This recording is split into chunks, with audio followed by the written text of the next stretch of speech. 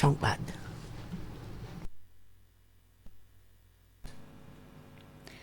আসসালামু আলাইকুম। বাংলাদেশ বেতার, রাজশাহী।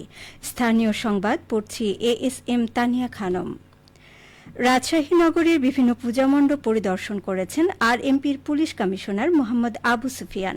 তিনি আজ পরিদর্শনে এসে পূজা আয়োজক কমিটির সাথে কথা বলেন এবং মণ্ডপ এলাকার সার্বিক নিরাপত্তা বিষয়ে খোঁজখবর নেন। পরে তিনি সাংবাদিকদের জানান, হিন্দু ধর্মাবলম্বীদের সবচেয়ে বড় উৎসব শারদীয় দুর্গাপূজা উৎসবমুখর পরিবেশে উদযাপিত হচ্ছে।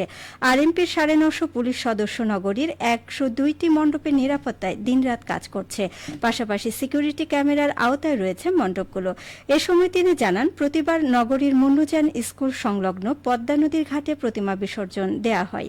তবে যানজট ও শৃঙ্খলা বজায় রাখার স্বার্থে মুন্নুজান স্কুলের পাশাপাশি পুলিশ লাইন সংলগ্ন নদীর ঘাট এবং আইবাঁধে প্রতিমা বিসর্জনের ব্যবস্থা করা হয়েছে। নাটোরে প্রথমবারের মতো মুগ ডালের আবরণে প্রতিমা নির্মাণ করা হয়েছে। শহরের উত্তর আলাইপুর নতুনপাড়া পূজা মণ্ডপে স্থাপিত এই প্রতিমা দেখতে হাজারো দর্শনার্থী ভিড় করছেন। এ নিয়ে এখন শুনুন আমাদের নাটোর জেলার সংবাদদাতার একটি প্রতিবেদন। নাটোরে প্রথমবারের মতো মুগ ডালের আবরণে প্রতিমা নির্মাণ করা হয়েছে।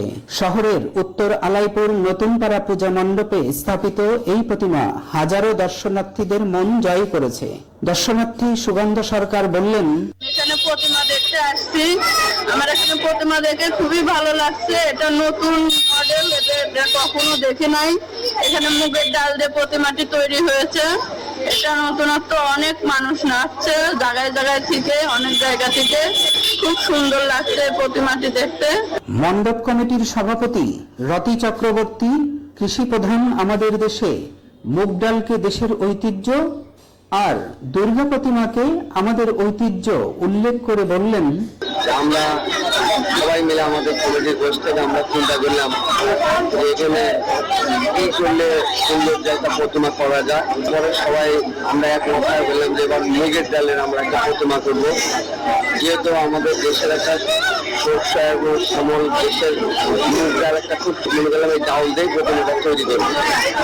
এই মাথার মধ্যে আশা করে মুগের ডাল দিয়ে আমরা প্রতিমাটা তৈরি করেছি।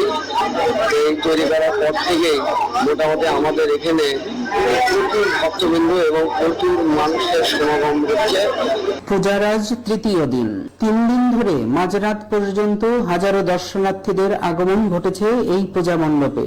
তাদের কেউ অঞ্জলি দিতে, কেউ ব্যতিক্রমী এই প্রতিমা দেখতে। বিশেষ করে নারী এবং শিশুদের উপস্থিতি চোখে পড়ার মতো। ফরাজি আহমদ রফিক বাবন, নাটোর জেলার সংবাদদাতা, বাংলাদেশ বেতার, রাজশাহী। বাংলাদেশ সড়ক পরিবহন কর্তৃপক্ষের বিআরটিএ ট্রাস্টি বোর্ডের উদ্যোগে পাবনায় বিভিন্ন সময়ে সড়ক দুর্ঘটনায় নিহত ও আহতদের পরিবারের জন্য আর্থিক অনুদান প্রদান করা হয়েছে। গতকাল পাবনা জেলা প্রশাসকের সম্মেলন কক্ষে আয়োজিত এই অনুষ্ঠানে অনুদান প্রদান করা হয়। অনুষ্ঠানে প্রধান অতিথি ছিলেন পাবনা জেলা প্রশাসক মোহাম্মদ মফিজুল ইসলাম। এ সময় আরও উপস্থিত ছিলেন অতিরিক্ত জেলা ম্যাজিস্ট্রেট উম্মে তাবাসসুম, বিআরটিএ পাবনা সার্কেলের সহকারী পরিচালক আলতাফ হোসেন। দুর্ঘটনায় ১৬টি ক্ষতিগ্রস্ত পরিবারের মধ্যে নিহত ১৩ জনের পরিবারের প্রত্যেককে ৫ লাখ টাকা এবং আহত ৩ জনের প্রত্যেককে ১ লাখ টাকা করে মোট ৬৮ লাখ টাকার আর্থিক অনুদান প্রদান করা হয়। সিরাজগঞ্জের কাজীপুরে এবারও ব্যাপক হারে আবাদ করা হয়েছে আগাম শীতকালীন সবজি। ভালো ফলন ও বাজারে দাম বেশি পাওয়ায় লাভবান হচ্ছে কৃষকরা। কাজীপুর উপজেলা কৃষি অফিস সূত্রে জানা যায়, এবার কাজীপুর উপজেলার চরাঞ্চলের উঁচু জমি সহ বিভিন্ন স্থানে বিপুল পরিমাণ আগাম শীতকালীন সবজি আবাদ করা হয়েছে।